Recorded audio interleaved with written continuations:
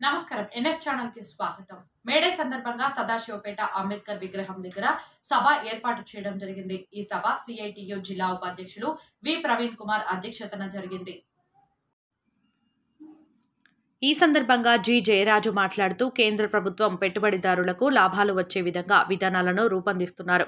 ఈ కార్యక్రమంలో సిఐటియు జిల్లా ఉపాధ్యక్షులు వి ప్రవీణ్ కుమార్, ఎంఆర్ఎఫ్ యూనియన్ నాయకులు పబు పెన్నర్, యూనియన్ నాయకులు, అంగన్వాడీ ఆశా యూనియన్ నాయకులు, గ్రామ పంచాయతీ యూనియన్ నాయకులు, మున్సిపల్ యూనియన్ నాయకులు, బస్సు డ్రైవర్, సీనియర్ నాయకులు తదితరులు పాల్గొన్నారు.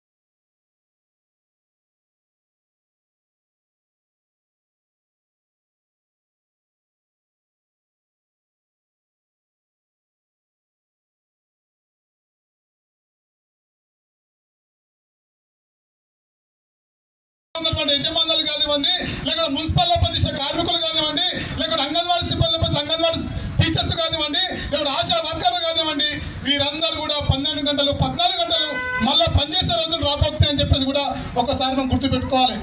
ఇప్పటికే పని భారం ఎక్కువైపోతుంది.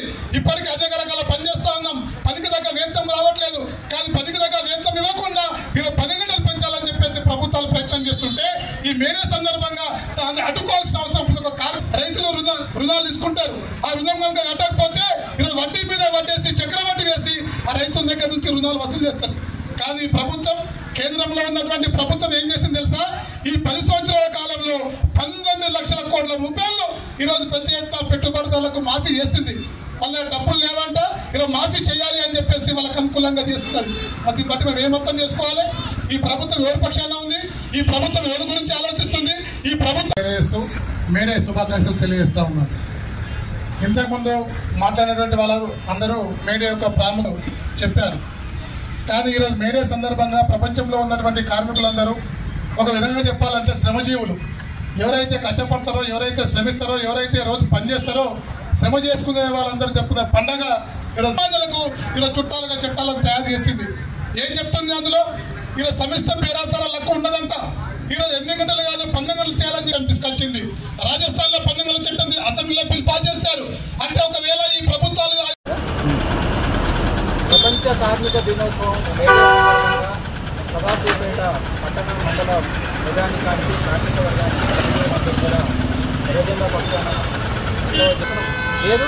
రాబోయే ఎన్నికల్లో కార్మిక వర్గం పెద్ద ఎత్తున ఈ మతోన్మాద బీజేపీని ఓడించి మనల్ని మనం రక్షించుకోవడానికి కార్మిక వర్గం కంకణబద్ధం కావాలని చెప్పేసి ఈ మేడే సందర్భంగా కార్మిక వర్గానికి పిలుపునిస్తాం.